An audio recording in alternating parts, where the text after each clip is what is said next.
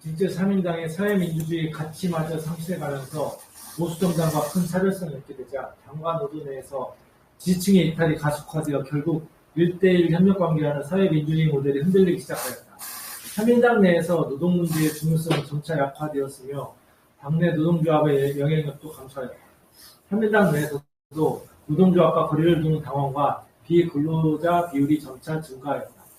3인당의 노선을 둘러싸고 3인당과 DGB 내에서 블루칼라와 화이트칼라의 긴장이 높아졌다.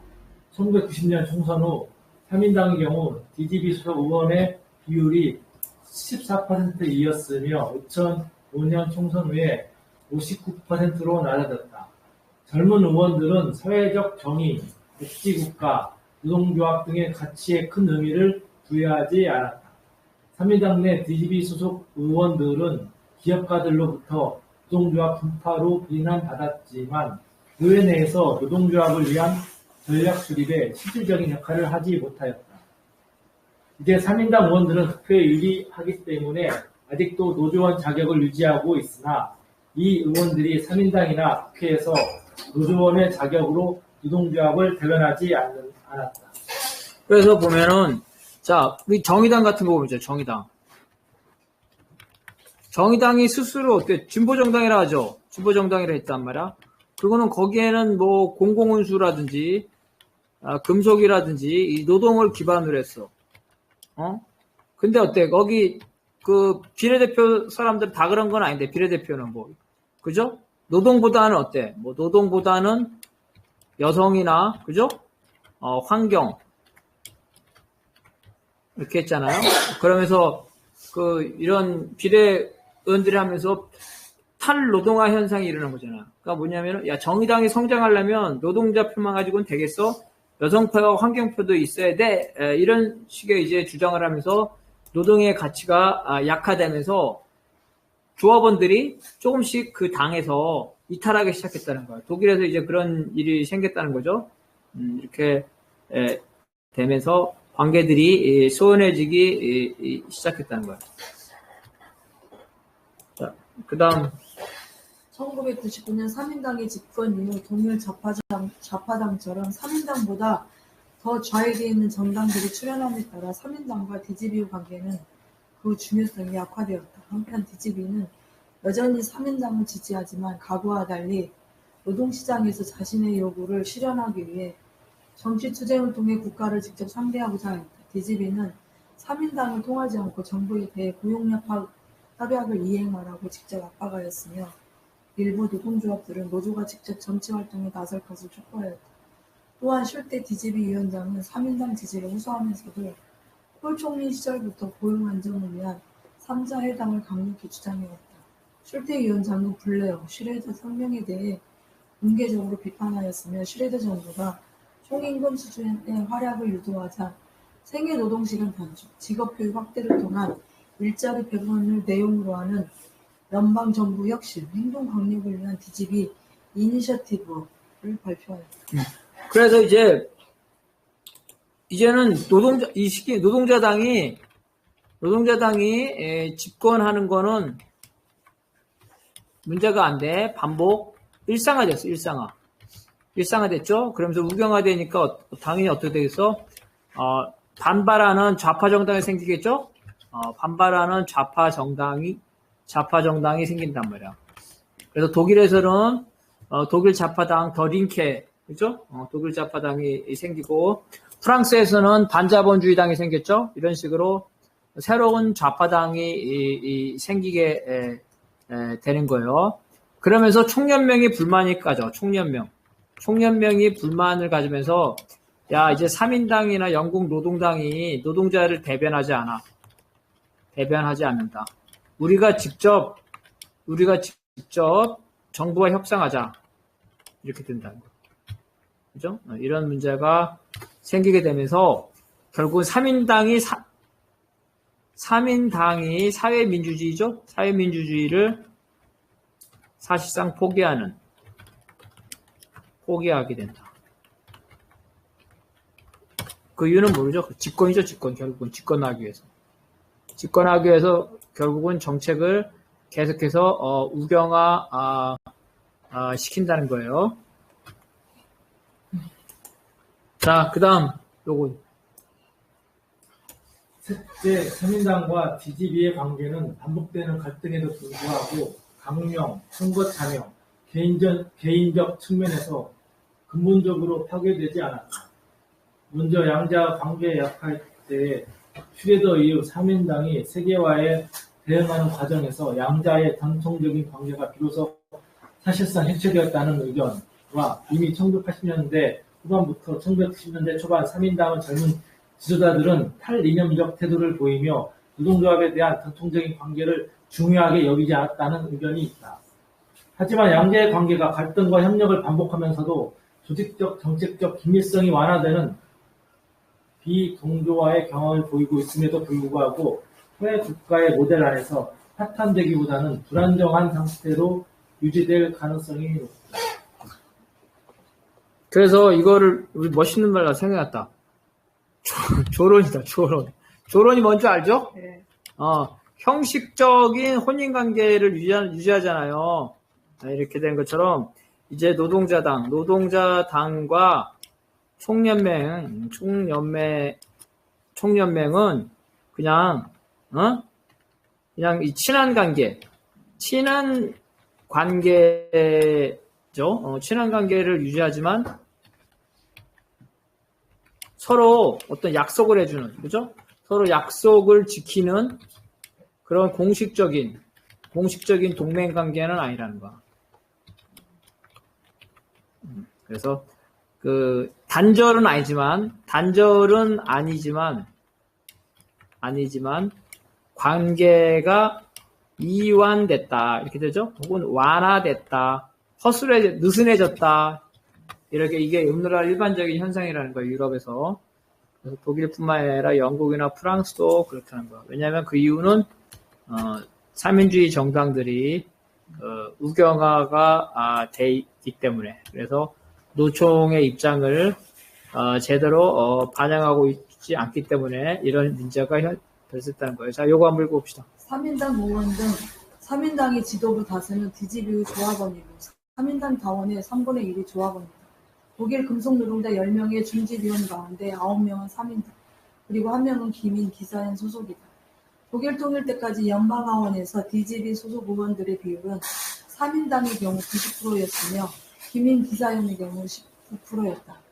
2000년 당시 DGB 간부의 약 75에서 85%는 3인당에 가입해 있는 것으로 나타난다. 3인당의 집권기간 중 2002년까지 전직 DGB의 집행부들이 비록 개인 자격이지만 3인당 정부 장관으로 참여하였는데 이는 노조의 지도부가 3인당과 정부의 타협책을 가능성을 높이고 있다. DGB는 2000년 연방의회 선거에서 직접 당론을 거론하지는 않았지만 일자리와 교육 및 사회 정의를 위한 한 표를 공개적으로 주장하며 실질적으로 3인당 지지를 호소하였다. 후르트백이 3인당 의장이 된 후 3인당 지도부는 2004년 이후 공공서비스 노동조합이 처음으로 요구한 최저임금 법제화 추진, 2010년 아젠다의 수정 등을 통해 이러한 DGB를 지속적으로 포섭하고자 하였다. 그러니까 여기서 또한 보면 2007년 3인당은 기본 강령 개정을 통해 변화된 조건에서도 독일 모델을 지속적으로 유지할 것을 재청명하였다. 동맹 수준은 아니지만 느슨한 수로 남아있었다는 뭐냐면 여전히, 그죠? 다수는 압도적은 아니지만 3인당 당원의 31%는 아직은 조합원이라는 거야. 그리고 공식적으로 참여하지 않지만 전직 3인당의 간부들이죠. 총연맹의 간부들이죠. 이렇게 총연맹의 집행부들이 공식 자격이 아니냐, 비공식 개인 자격으로 참여를 하고 있어. 그리고 선거에서 대의원대에서 우리는 독일 3인당을 지지한다, 이렇게 독일 3인당이라는 이름을 하지 않지만 우리는 노동정책을 추진하는 정당을 지지한다, 일자리와 교육, 사회정의를 위한 정당을 지지한다, 이런 식으로 간접적으로 비공개적으로 하고 있다는 거예요. 그죠? 그러한 이유는 첫 번째는 당이 집권할 때의 부담이죠. 집권할 때 노조의 부담, 노조가 참아야 돼. 그 다음에 두 번째는 당이 무경화, 이런 문제가 있기 때문에. 자, 그렇게 된 거고, 일단은 우리가 오늘 여기서 좀 빨리 했는데, 영국으로 넘어가기 전에 질문이나 의견을 좀 듣기 1분 이내로 잠깐 다 열어놔야 되겠다. 일단 여기 우리 함경남 동지나 박관영 동지는 몇 번 발언했으니까, 함경남 동지 뭐 할 말 있어요? 없어? 혹시 지금 한 것 중에서 영국으로 넘어가기 전에, 질문이나 의견 있으면 얘기하면 돼요. 기본적인 거는, 당과 노조가, 그죠? 같이 동반 성장을 한 거야. 동반 성장. 근데, 당이 집권하는데 노조가 많이 협력을 했죠. 그러다가 당과 노조가 서로 부담스러움을 느끼는 거야. 부담스러운 느낀 거는 아까 말했죠. 당이 집권했을 때 노조가 파업이라든가 임금 인상 투쟁을 줄여야 되기 때문에, 자제해야 되기 때문에 그런 문제가 생긴 거예요. 그러면서 공식적으로는 지지하지 않고 비공식적 지지 관계를 맺었다는 거예요. 이게 이제 일반적인 거고, 이게 계속해서 영국, 프랑스, 독일에서 반복되는 거고, 우리 한국도 사실은 이제 지금 그런 상태로 가고 있는 거예요. 그래서 그런 부분에 대해서 어떤 공통적인 현상으로 지금 보고 있어요. 자, 혹시 질문, 의견 얘기할 사람 없어요? 없나 보다. 없으면 잠깐만. 자, 이거 다 비슷한 추세니까 한번 그 다음에 읽을 사람이 누구지? 첫째, 노동당은 선거에서 일반 유권자 다수의 지지를 얻어 독점 자본주의 국가의 위기를 극복하려는 신자유주의 정책을 수용하였기 때문에 좌파적 대안을 찾기보다는 오히려 보수당의 대체리즘을 닮아갔다. 이미 키녹당수는 90년대 노동당의 방향을 시장과 선택, 경제적 자유주의, 그리고 외국주의라 주장하였다. 1995년 당 대회에서 노동당은 토니 블레어의 주도로 당원에서 공공소유를 폐기하고 공급 중시 경제학에 따른 영국의 새로운 경제전망 프로그램을 선언하였다. 블레어의 신노동당은 과거 노동당 가치인 집산주의를 버리고 신자유주의적 이념을 수용해 개인의 자유와 시장을 강조하였다. 1997년 10월 전당대회에서 노동당 내에서 전통 좌파 세력을 대표하는 존 프레스콧은 철도 재국유화를 반대하며 시장주의의 수용, 자유로운 경쟁의 보장에 대해 노동당 내의 좌우파 간 이견이 없음을 대외적으로 선포하기에 이른다. 노동당은 이러한 변화를 통해 노동계급 이외의 중산층의 지지를 확대하였고 1997년 총선에서 418석을 차지하며 원내 의석의 63.4%를 차지하였다. 하지만 18년 만에 재집권의 대가는 반노동자적 정책의 심화로 나타났다. 그래서 영국 노동당 어쩌면 사회주의 강령을 포기했다는 거예요. 사회주의 강령이 뭐예요? 국유화잖아, 국유화. 공공소유를 폐기했다는 거예요. 그래서 집산주의, 다 똑같은 말이죠. 생산수단의 집단 소유화를 말하는 거예요. 그래서 신자유주의를 받아들였다는 거예요.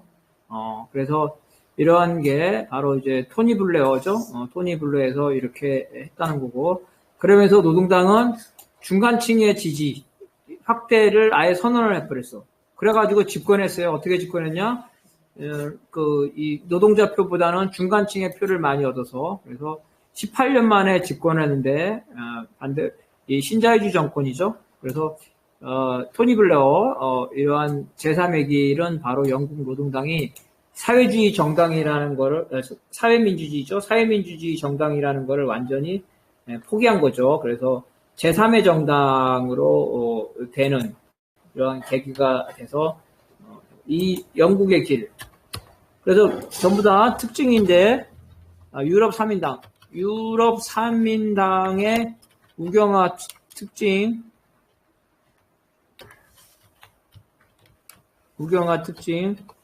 자, 복지정책 후퇴, 신자유주의 도입, 그 다음에 미국 제국주의 전쟁 정책의 협력, 이런 특징을 가지고 있어요. 자, 이렇게 된 겁니다. 자, 그 다음 요거 한번 읽어봅시다. 노동당의 탈이념하는 노동계급의 지위 약화라는 사회구조 변화에 순응하여 득표율을 높이려는 과정으로 볼 수 있다. 노동조합 가입자 수는 1979년 1320만 명을 정점으로 20년간 계속 감소하여 1999년 780만 명으로 줄었다. 특히 청년 노동자의 노조 가입률은 1984년 4%에서 1999년 18%로 급감하였다. 노조 가입률의 하락은 노동조합의 이상 약화로 이어졌으며 그 결과 노동조합의 단체 교섭에 의해 임금이 결정되는 직장의 비율은 1980년 70%에서 1998년 35%로 감소하였다. 조합원 중 계급적 전체성이 희미해지는 중간층 노동자가 늘어남으로써 조합원의 탈정치화가 진행되어 기존 조합원의 노동당 지지율도 하락하였다. 신흥 화이트칼라 노동조합은 TCU 내 영향력을 증대시켰지만 이들 대부분은 노동당에 소속되어 있지 않았다. 이들 노동조합의 대표들은 1983년 TUC 총회에서 TUC 정치 전략의 수정과 새로운 현실주의로 변화를 추구했다. 너무 암울해요. 어떡하지? 자, 그럼 유럽 사민주의가 그런 길로 간 거죠. 자, 그러면은 우리도 그러는데 지금. 자, 노동계급의 위상 약화. 이게 왜 그러냐면은, 자, 먼저 노동자 인구 비율이 줄었을까? 노동자 인구 비율 자체는 줄지 않았다는 거야. 그죠? 구성이 일단 뭐냐면 바로 조직 노동자가 줄었다는 거죠. 그럼 왜 조직 노동자가 줄었냐면은, 자, 조직 노동자는 대공장 노동자죠. 그죠? 대공장 노동자가 줄면서 이제 그 사무직, 그죠? 사무직, 전문직, 그 다음에 중요한 거는 아르바이트직. 이 아르바이트 엄청 많죠, 우리나라도. 그죠? 이 아르바이트가 영세사업장인데, 이 사람들 노조에 가입할 수 있겠어요? 가입하기 어렵죠. 그리고 더 중요한 건 이 사람들 의식 상태야. 아르바이트, 커피숍에서 우리나라도 아르바이트하는 청년이 나는 커피숍 아르바이트를 평생 하겠다는 생각하는 사람이 있을까? 없어. 잠깐 나 일할 거라 그러죠. 그죠? 네. 그러니까 본인이 나는 잠깐 일할 거니까, 자, 그렇지. 노동자의 정체성이 없죠? 노동자 정체성. 흠이.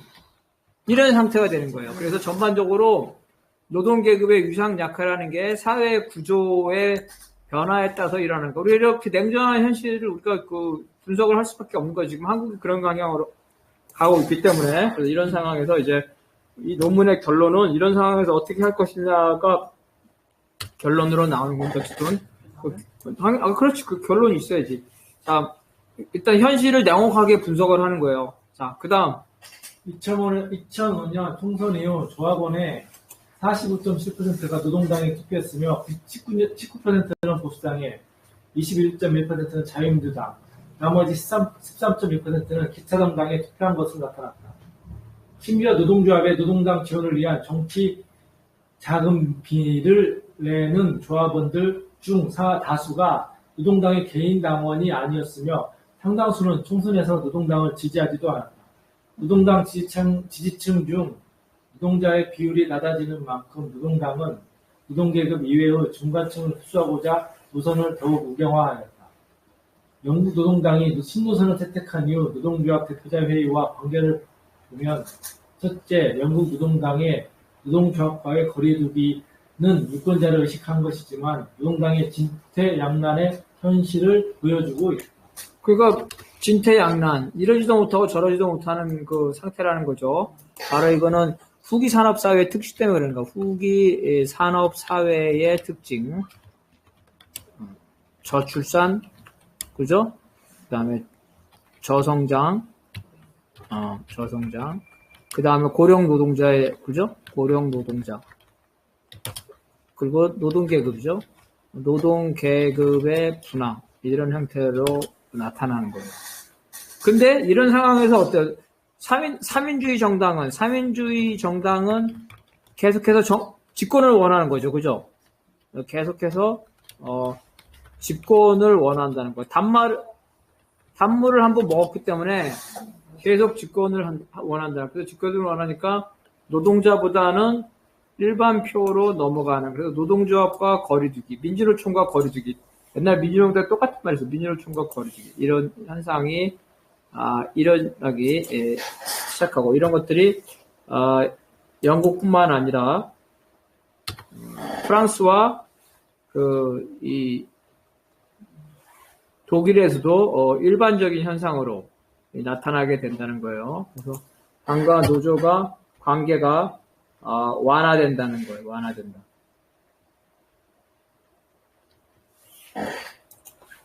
그래서 코프라티즘 뭐냐면 노사정이죠. 노사정. 이 노사정은 뭐냐면 총연맹, 그리고 3인당, 그리고 3인당 정부 등 3자 연합이죠. 이런 코프라티즘이 붕괴되는 결과가 난다는 거. 그래서 이러한 3자 연합이 붕괴되는 결과가 나왔다는 거예요. 그래서 이런 더 이상 유럽에서는 이러한 3자 연합이 진행되고 있지 않는다. 이렇게 된다는 거고. 자, 나머지는 우리가 빨리빨리 지나갈 거예요. 민주노총과 민주노당을 보기 위해서. 자, 조금 이거는 결국은 우리 이 논문에 뭐냐면은 처음부터 계속 나오는데, 혁명에 러시아 모델과 유럽 모델을 말하는 거예요. 결국은 이 발전된 산업국가, 그리고 민주주의, 그죠? 민주주의가 고도화된 나라에서는 러시아식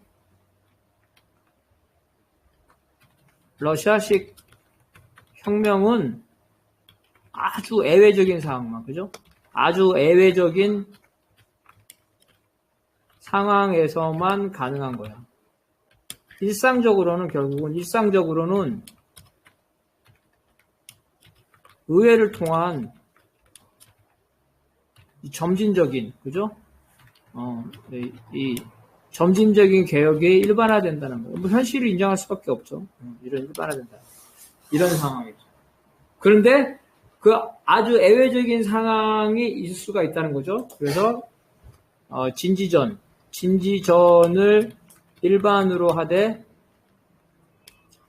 기동전에 대비한다는 거고, 그러면 그 내용은 뭐냐면은 바로 이제 노동자당 원내이지, 이게 원내에 있어야지만 노동자들의 그 억울함을 받아들이고, 원내 노동자당과 그 다음에 대중투쟁체죠. 대중투쟁체는 뭐냐면은 예를 들어서 지금 하고 있는 거죠. 비상행동 같은 거, 이런 걸 말하는 거야. 전 계급적인 투쟁체. 그 다음에 노동조합. 그리고 농민단체. 그리고 학생. 이걸 대중조직이라고 그래요. 학생. 이런 지식인. 이런 단체들이죠. 이런 단체들. 바로 이런 것들이 바로 뭐냐면은 소비에트죠. 소비에트. 이거를 건설해야 되는 거예요. 유럽은 왜 이런 방식으로 왔냐 보면 바로 이 대중투쟁체죠. 대중투쟁체. 이 소비에트 건설에 실패하고 오로지 의회를 통한 것만 했다는 거야. 그래서 평상시에 대중투쟁과 의회 투쟁을 병행해야 되는데 그러지 못하고 의회에만 의존하게 되면서 결국은 삼인주의 자체도 버리게 되는 그런 결과로 나아갔다는 겁니다. 빨리 끝내고 한국적 상황으로 갈 건데 어쨌든 오늘은 여기까지 합시다. 여기까지. 자, 혹시 마지막으로 할 말 있는 사람 있어요? 1분 이내.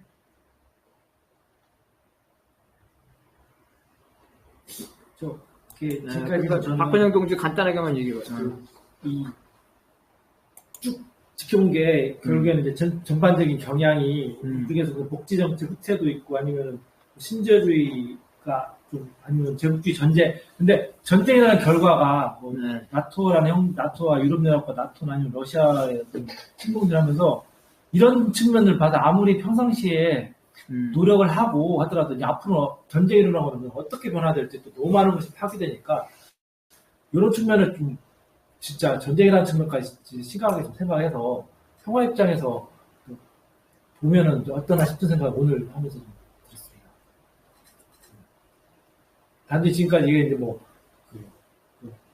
항상 경제적인 측면과 당이 그 어떤 노동조합이 확대 아니면은 뭐 정치적인 영향이 확대, 집권 그러고 왔는데 결국에는 이제 처음에 누군가는 뭔가를 어떻게 해서 결국엔 신자주의든 복지주택든 전쟁으로서 계속 나가는, 그러니까 경제력이 결국에는 기반이 돼야지 그 전쟁도 할 수 있다는 거. 그러면 경제 자체 처음부터 우리가 무작정 팽창으로 그리고 또 아니면은 좀 그런 측면까지 고려를 해야 되지 않나. 나토 팽창과 러시아의 침공 이런 측면에서까지 고려하면은 이 파괴는 어떤 결과가 날지 모른다는 생각이 문득 들더라고요. 전쟁 자체는. 전쟁이나 이런 거는 이제 한국의 특수한 상황이죠, 그죠? 진단 상황은. 나중에 그러니까 이제 한국 상황과 유럽 상황을 비교하는 게 여기 나와요. 그때 가서 좀 더 자세하기로 하기로 합시다. 자, 그러면 오늘은 여기까지 할게요. 자, 네, 잠깐만요. 그리고 네. 다음 주부터는 이 모임을 금요일 날 안 하고 목요일 날 하려고 합니다. 괜찮으시겠습니까? 반대하시는 분? 네. 괜찮아요? 네. 알겠습니다. 그러면 목요일 날 항상 8시에 시간들 비워주시기를 바랍니다. 네, 고생하셨습니다. 네. 고생하셨습니다. 예.